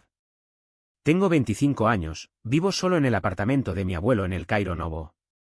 Trabajar en una ONG, mi trabajo es responder llamadas de personas que necesitan hablar, pero no encuentran a quienes los escuchan. Llaman al central, y yo, u otro colega, asistimos. La mayoría están en el borde del abismo, a punto de rendirse. Nuestro papel es salvarlos, eliminarlos de esos pensamientos. Gracias a Dios, pude ayudar a muchas personas a retirarse de esta decisión. Hasta que, un día, fui a la ONG como de costumbre, me senté en mi mesa y comencé a responder las llamadas. La primera era de una mujer que había terminado un compromiso y se sintió solo, pero gracias a Dios, no pensó en suicidio. Lo siguiente provino de un hombre mayor que me dijo, con voz inestable, sobre la mala oferta de sus hijos, como la soledad le hizo querer la muerte todos los días, pero la muerte no era suficiente. Le ofrecí sugerencias para cambiar su rutina, salir de casa, pero él respondió que ya había intentado todo y siempre volvía al mismo vacío. La soledad lo abrazó como si fuera su compañero perdido hace mucho tiempo. No tenía muchas soluciones para darle, pero su historia me marcó. Antes de fuera, me pidió solo una cosa: llamarlo todos los días, solo para saber que no estaba solo. Prometí que lo haría. Cuando colgué, incliné mi cabeza sobre la mesa y, sin saberlo, porque, recordé a mi abuelo. El día que murió, ¿se sintió tan solo como ese hombre? En ese momento, viajaba con amigos en la costa. 4 días después, cuando regresé, olí fuerte tan pronto como entré en el apartamento. Cuando me acerqué a la habitación, vi la cabeza de mi abuelo apareciendo detrás del sillón donde solía sentarme. El olor era más intenso. Cuando lo rodeé, encontré su cuerpo en decadencia. Estaba paralizado. En sus manos había un libro sobre depresión, como si lo leyera antes de morir. Lo extraño es que cuando intenté sacarlo de sus manos, sentí que estaba pegado a él. Con dificultad, logré soltar el libro y ponerlo sobre la mesa. Así que tomé el teléfono y llamé a un amigo, que vino rápidamente. Juntos, proporcionamos el certificado de defunción, la autorización para el funeral, finalmente, la estela. Desde entonces, vivo solo, con solo el sonido de mi colega de al lado, que me llama. ¿Abdurrahman? Abdurrahman, oye, Delgado. ¿En qué estás pensando? Nada, solo, reflexionando sobre la lápida de mi abuelo. Que Dios lo tenga en su misericordia. Que Dios te perdone, hermano. Pero dime, ¿cómo están las llamadas hoy? Gracias a Dios, tranquilo hasta ahora. Que Dios nos proteja del mal. Me volví a la pantalla y comencé a responder las llamadas nuevamente. No pasaron 5 minutos y el teléfono sonó. Buenas noches. Ahora son las 12:02, así que es un nuevo día. ¿Qué tiene de especial de él? ¿Cuántas personas murieron hoy en el mundo? Cientos. Pero lo importante es, ¿cómo estás? El hombre en el otro extremo de la línea parecía confuso, como si estuviera loco o desequilibrado. Pero esto es normal. Como dije, la mayoría de las personas que nos llaman están al borde del suicidio. Cualquiera que esté a punto de matar sabe que son sus últimos momentos, por lo que es natural que diga todo lo que sienten, incluso si las palabras no tienen sentido. Así que respiré hondo y respondí con calma. Estoy bien, gracias a Dios. ¿Y el Señor? ¿Le puedo ayudar en algo? No tienes que decir tu nombre si no quieres. Mi nombre es Samir. Y solo quiero saber, ¿cómo prepararme para la muerte? No hay razón en el mundo que justifique el suicidio. ¿Puedes explicarme mejor, profesor Samir? Si algo te molesta, por favor dígame. Su voz se llenó cuando dijo. ¿Un libro? Tan pronto como pronunció la palabra, sentí que la había escuchado antes. El nombre no era extraño para mí. Escotopía. Entonces pregunté. Lo siento, profesor Samir, ¿qué es este libro? Había algo aterrador en su tono. Mi cuerpo se estremeció por un segundo. Traté de cambiar el tema, tomar la conversación de otra manera. ¿Para qué trabajas? Por el amor de Dios. Profesor Samir, no entendí muy bien lo que quisiste decir. ¿Qué estás tratando de decirme? Su voz, una vez temblorosa, ahora sonaba más firme, casi autoritaria, un cambio que me hizo aún más intrigado. Era como si de repente hubiera recuperado una confianza que no había demostrado desde el comienzo de la llamada. Traté de confirmar mi sospecha. Lo siento, no pude escuchar bien. ¿Podrías repetir? Un escalofrío viajó mi cuerpo tan pronto como terminó la oración. Aún así, continuó, como si una fuerza lo arrastrara hacia adelante, como si necesitara desesperadamente a alguien que lo escuchara. Necesito hablar con alguien, confesó, con un tono que mezcla urgencia y desesperación. Mi abuelo. Me crió después de que mis padres murieron. Era todo lo que tenía. Y luego, de repente, se ha ido. No me quejé, sé que la muerte es parte de la vida, pero no puedo ir solo. ¿Hay un tesoro, un tesoro? Espera, maestro, interrumpí confundido. ¿Qué tesoro es este? ¿Puedes explicarme? Una canción distorsionada resonó en segundo plano, como si la señal de conexión estuviera fallando. De repente escuché un grito agudo desde el otro extremo de la línea. La voz que una vez me habló ahora lloraba, fuera de control. El silencio se estableció. Unos segundos después, la llamada fue cerrada. Colgué el teléfono, me levanté de la silla y salí de la oficina. Me paré en la calle, tratando de demandar lo que acababa de pasar. Fue entonces cuando una imagen invadió mi mente, la última vez que vi a mi abuelo. Sostuvo un libro. Un libro con una palabra escrita en la portada, Amita. Llamé a un taxi y le pedí que me llevara a casa.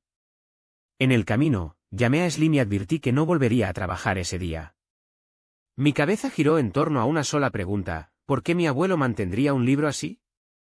Nunca lo he visto interesado en la magia, los espíritus o similares. Llegué frente al edificio, subí las escaleras corriendo y entré en el apartamento. Conduje directamente al estante, volviendo cada libro en busca del que el profesor Samir había mencionado. Pero no estaba allí. Lancé todos los volúmenes en el piso, sentado en medio de ellos, desesperado. Nada. ¿Dónde está este libro? Murmuré, frustrado. Me levanté y examiné el estante con más cuidado. Tal vez me estaba escondiendo detrás de ella. Pero no había nada. Empujé el estante enojado, listo para rendirme, cuando mi mirada cayó sobre algo extraño. Un pequeño trozo de madera saliente, como un botón, N. El lado inferior de la estantería. Me arrodillé y presioné.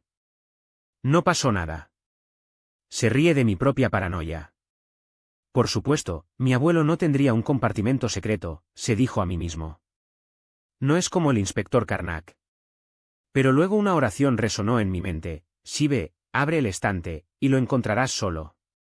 ¿Qué significaba eso? ¿Abrir la estantería? ¿Literalmente?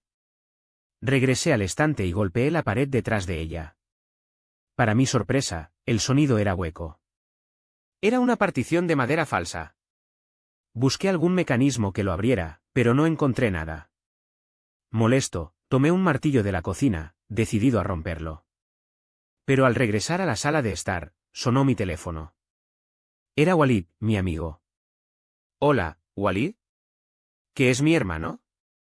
Pregunté, preocupado. La jobla Walakú Guatailla Villá, no hay poder o fuerza sino en Dios, su voz fue sacudida. Estoy a unos minutos de distancia.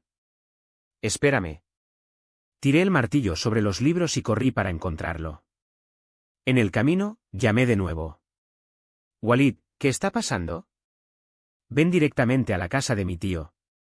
Era todo lo que pudo decir antes de apagar. Llegué a la escena y vi varios vehículos policiales y una ambulancia parada al frente.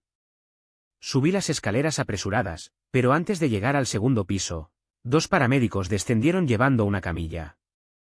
Sobre ella, el cuerpo inerte del tío de Walid. Detrás de ellos, Walid y su padre lloraron salvajemente. Todos bajamos a la ambulancia. Después de colocar el cuerpo dentro del vehículo, las puertas se cerraron y el automóvil se fue. Estuve allí, todavía, al lado de Walid y su padre. Miré a su padre y murmuré.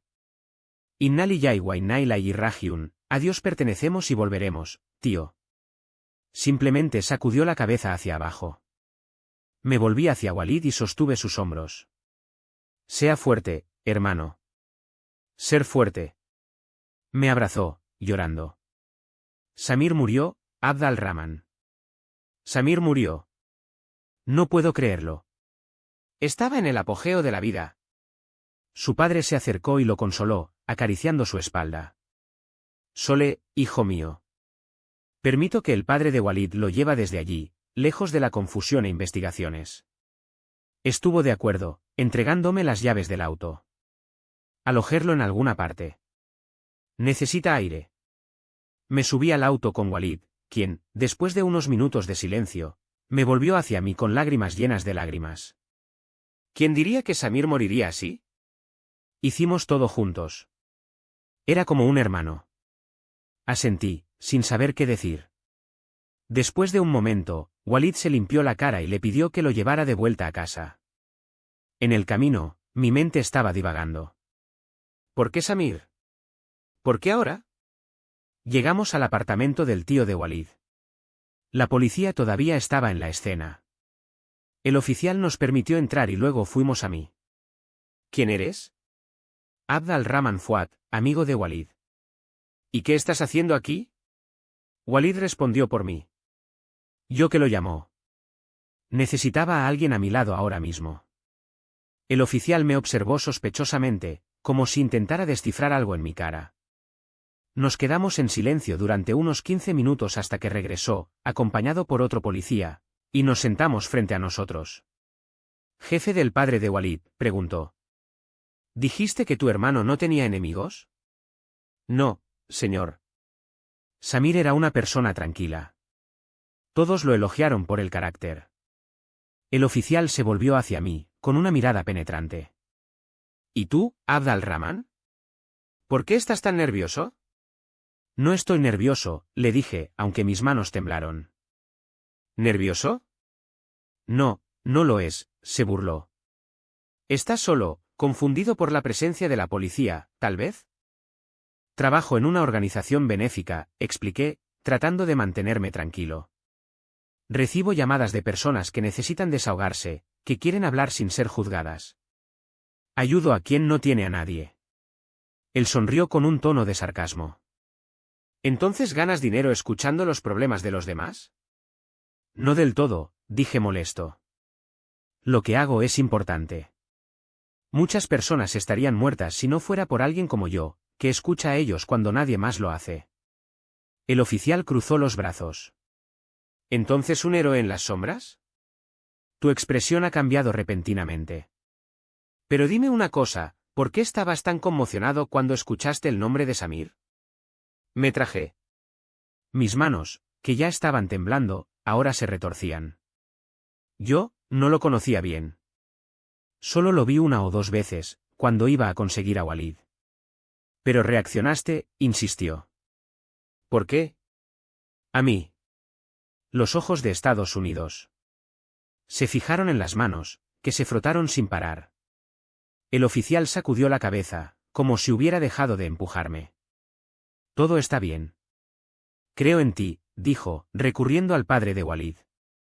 Después de algunas preguntas adicionales, no puedo soportarlo más, me levanté abruptamente. ¿Puedo irme? Me miró por un momento y luego asintió. Sí, puedes ir. Si no quieres estar con tu amigo. Le agradecí y me despedí de Walid, quien parecía confuso con mi repentina partida. No me dejó solo en el día de la muerte de mi abuelo, pero esta vez no dijo nada. Simplemente sacudió la cabeza mientras descendía. Obtendré el ascensor, advertí. Esperé hasta que las puertas se abrieron e ingresaron. Tan pronto como el ascensor comenzó a bajar, sentí presencia. No había nadie allí, pero algo estaba conmigo. De repente las luces se apagaron. En ese momento escuché un susurro, una voz extraña, casi inhumana. ¿Puedes sentir? El aire a mi alrededor parecía caliente, pesado. Algo, o alguien, giraba a mi alrededor, como si bailara en la oscuridad. Instintivamente, me dirigí, como arrastrado por una fuerza invisible. Las luces parpadearon y regresaron. Miré el espejo. Vi a un hombre a mi lado. Pero no había nadie en el reflejo. Me volví abruptamente. Nada. Miré hacia atrás en el espejo, y luego apareció. Una figura oscura, casi translúcida, que se extiende hacia el vidrio. Con un dedo fantasmal, escribió una palabra. Amir. Mi visión se volvió. El mundo se volvió. Me caí.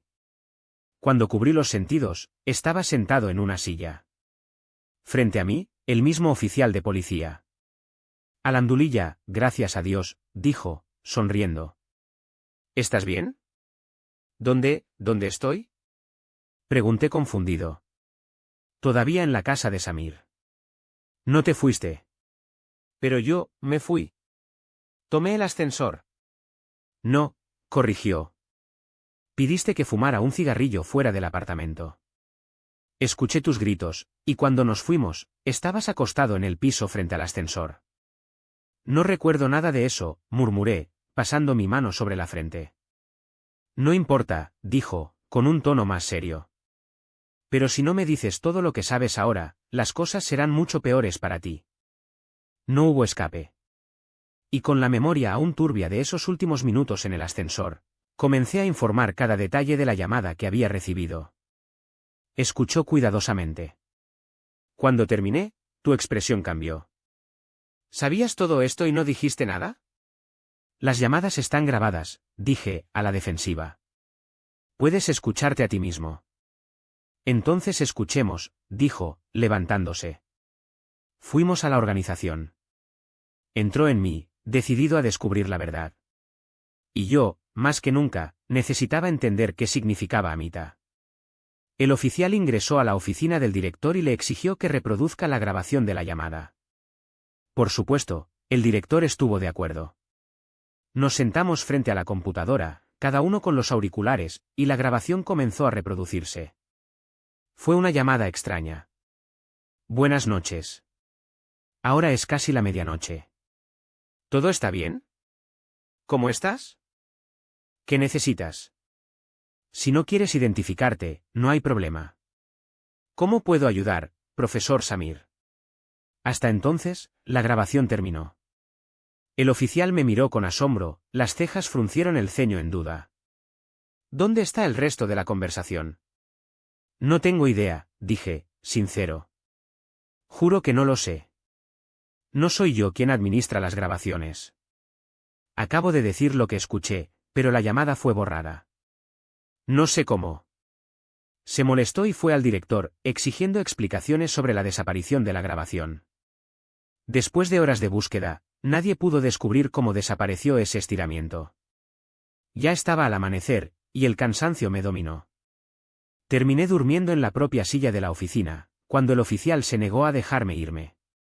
Solo después de mucho tiempo, convencido de que no tenía la culpa de borrar, finalmente me permitió volver a casa, con una condición, que estaba disponible en cualquier momento. Dejé el edificio arrastrando mis pies, el pesado cuerpo de agotamiento. Al entrar en el apartamento, me metí en el sillón de la habitación. Mis ojos aterrizaron en la pila de libros sobre la mesa, y fue entonces cuando recordé lo que estaba haciendo antes de esa fatídica conexión. Algo en mi memoria se ha vuelto a conectar, como un hilo suelto que finalmente encuentra su lugar.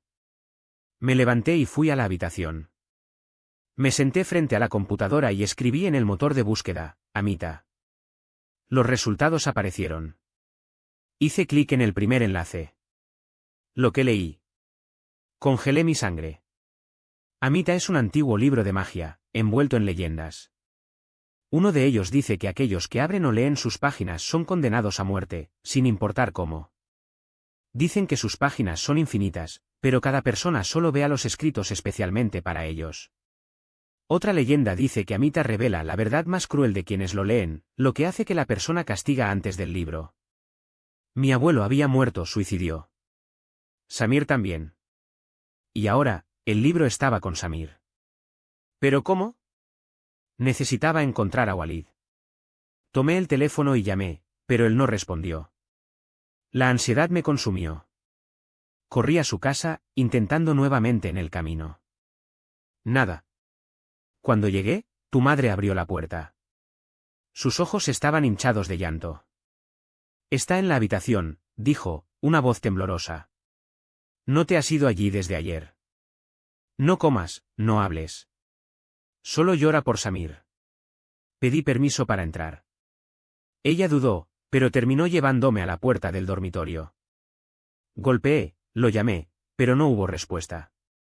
Tu madre trató de convencerlo. Walid, hijo mío, deja de eso. Tu tío ha muerto, que Dios lo tenga, pero me matarás de dolor también. Abre la puerta, al menos para mí. Tu amigo Abd al-Rahman está aquí, quiere verte. Silencio. La preocupación me ahogó. Me volví hacia ella y le dije firmemente. Vamos a romper la puerta. ¿Qué pasa si algo le sucedió? Se llevó las manos a la cara, aterrorizada, pero no me detuvo. Retrocedí unos pasos y corrí contra la puerta con el hombro. La madera se extendió hasta que cedió. Dentro de la habitación, Walid estaba sentado en la cama, las lágrimas goteaban por la cara. Sus ojos se fijaron en algo frente a él, algo que no pude ver. Me acerqué lentamente. Levantó la cabeza y, al verme, lloró aún más. Rodé la cama para ver qué lo mantuvo tan paralizado. Era un libro colgado en el espejo frente a él. Me acerqué para tocarlo, pero Walid me arrojó sobre mí, sosteniendo mi brazo con una fuerza desesperada. No lea, Abd al-Rahman. No leas. ¿Qué es eso, Walid? ¿Cómo conseguiste este libro? Pregunté, aturdido. Se derrumbó en sollozos, confesando entre lágrimas. Lo robé. El día que murió tu abuelo. Sentí una necesidad incontrolable de leerlo. Estabas inconsciente, no podías detenerme. Fui a la biblioteca y la tomé. Esa noche, cuando regresé, Samir estaba en casa. Dejé el libro en el estante y fui al baño. Cuando regresé, Samir se había ido, y el libro también. Juro que le pregunté, pero él dijo que no había visto nada. Solo lo encontré nuevamente el día que murió. Estaba en el estante, como si nunca se hubiera ido. Hoy, finalmente, decidí leerlo. Su voz falló. Solo había una oración escrita, cállate, Walid. No terminó de leer. Desde su boca comenzó a salir una espuma blanca. Su cuerpo se retorció antes de colapsar en la cama. Su madre gritó, corriendo para ayudarlo. Llamé a la ambulancia, que, al llegar, llamó a la policía. Y había el mismo oficial nuevamente. Walid fue llevado y su cuerpo, enviado a la experiencia. Después de que su madre se desmayó, el oficial me llevó a la estación de policía. Necesitaba respuestas. ¿Estuviste con él antes del accidente? Preguntó incrédulo. Traté de salvarlo, pero llegué tarde. No sabía que se iba a suicidarse, pero sabía que moriría si leyera ese libro. El oficial miró el libro sobre la mesa, ahora incautado como prueba. ¿Este libro hace que las personas se suiciden? Él murmuró más para mí que para mí. ¿Cómo llegó a Samir? ¿E incluso Walid? No sé, dije, exhausto. Solo sé que estaba con mi abuelo cuando murió, con Samir cuando murió, y ahora con Walid. Pero no tengo respuestas. Después de un largo interrogatorio, el oficial estaba convencido de que no sabía más que él. Al igual que yo, estaba detrás de la verdad detrás de ese libro maldito. Regresé a casa. Me senté en medio de los libros, a pesar del extremo cansancio. No podía entender lo que me mantenía despierto, como si una fuerza invisible me impidiera descansar. Terminé quedándome dormido allí mismo, entre las páginas dispersas. Cuando me desperté, sabía que ya no podía vivir en ese caos. Decidí organizar todo, poner cada libro en su lugar. Y fue entonces cuando, entre ellos, encontré un cuaderno negro, a diferencia de los demás.